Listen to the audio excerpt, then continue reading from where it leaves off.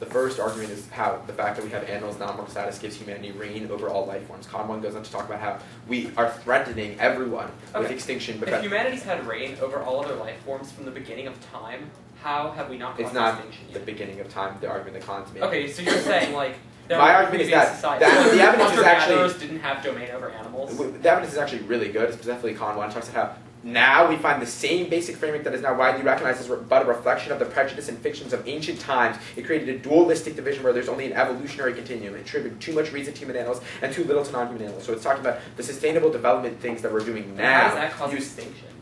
I can tell you the story if you'd like. Con 2 explains why this is probably a separate internal war into Con 3, how the denial of animal rights dominates people and characterizes them as subhuman tools to sustainable development, right? So it's not just a question of us having reign over all life. What rather action, we can do them. What does the affirmative world look like? What action are you taking? The question, I can only answer this question if you tell me whether or not you're baiting a T link. I'm not baiting T, I'm not baiting DAs. I'm wondering what you're fiating that can solve for extinction.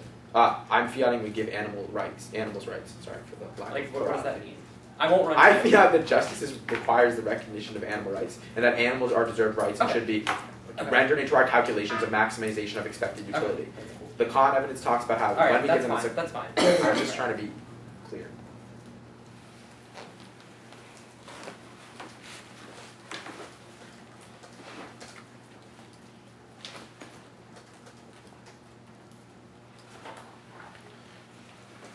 The door not closed.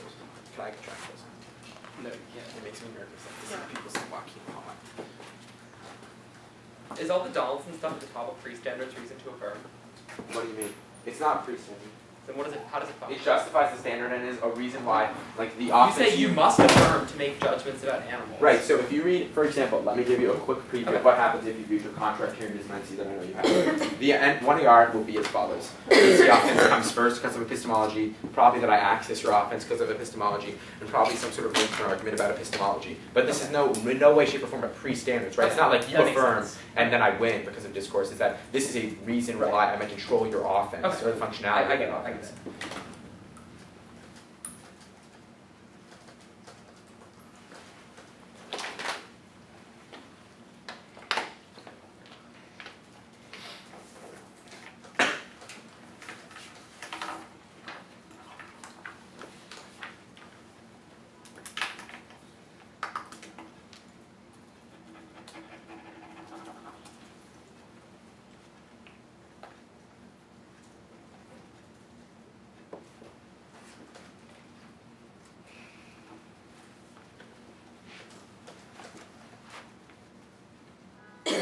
It's 5. It's a right? Yeah. Okay.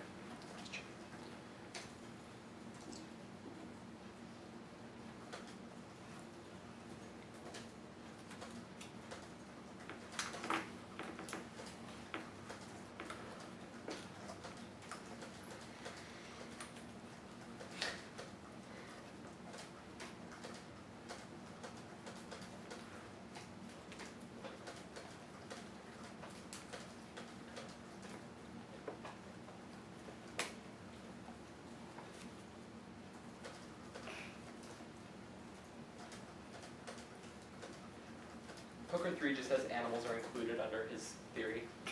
It says that protecting animal rights is a moral conviction. Okay. So that doesn't really justify the framework. It just like sort of links. No, it's not the justification for the framework in any way, shape, or form.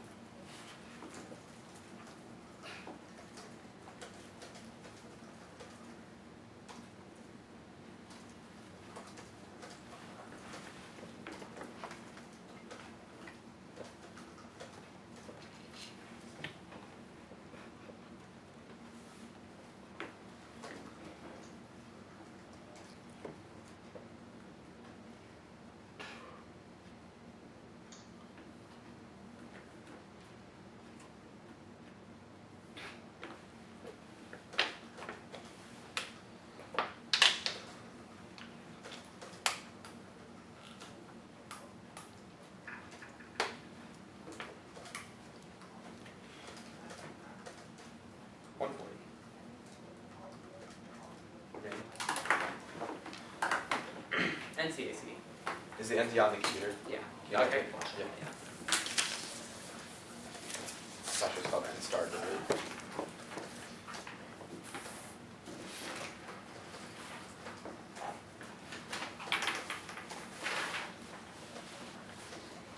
You have 140 left, right? Yep.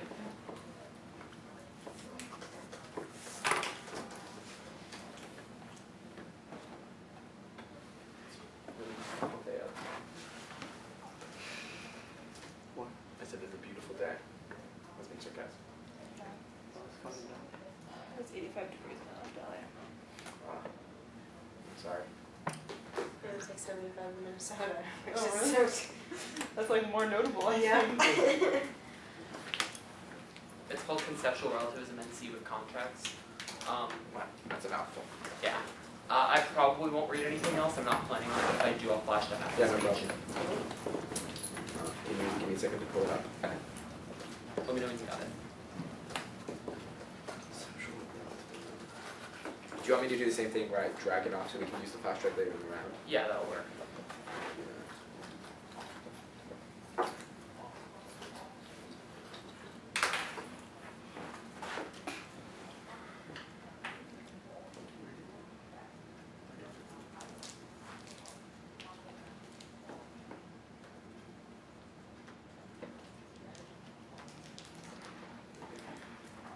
Conceptual.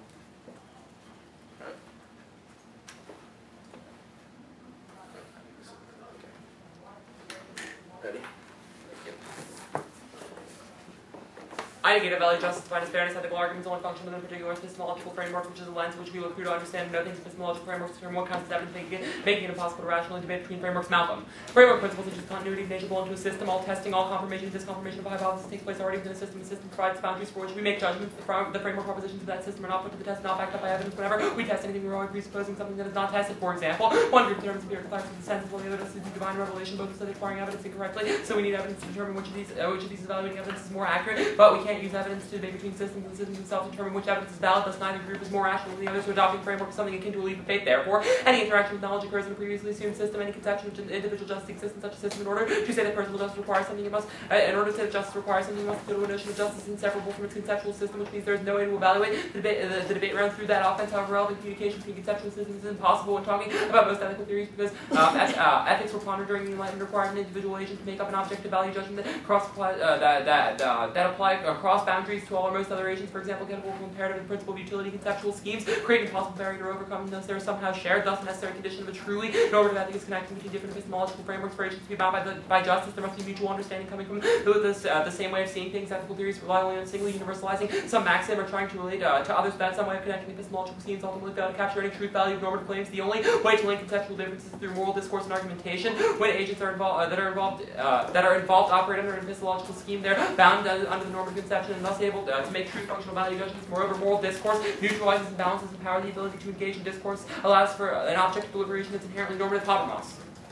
Argumentation is a subjective procedure is necessary because in establishing a collective mode of action, we have to coordinate our individual intentions to come to a joint decision. Only when the decision emerges from argumentation do we consider the resulting norm justified. The rules of discourse have themselves normative quality for which they neutralize imbalances of power and provide equal opportunities to realize one's interests. Thus, justice necessarily entails discoursive consent for its principles to govern or control anyone in order for rights to be ascribed to anyone. For the system to have domain over anyone, they must consent to argumentation in the system, otherwise they have no rights in that system. Further, traditional metaethics doesn't solve this problem of conceptual relativism, but only relocates it. Metaethics serves a system which determines what counts for a warrant for an ethical claim. It begs the question of how we determine what is a warrant for a meta-ethical claim. Metaethics simply recreates new frameworks. We must choose between any attempt to create a system of arbitrating between metaethical systems simply creates an infinite regress because we continuously postulate a higher and higher level of metaethics and blatantly assert that everyone thinks about such things in the same way. Also, ethical statements based on intuition are non-verifiable, since the assumptions for ethical statements are ultimately based on what one intuitively assumes to be true either.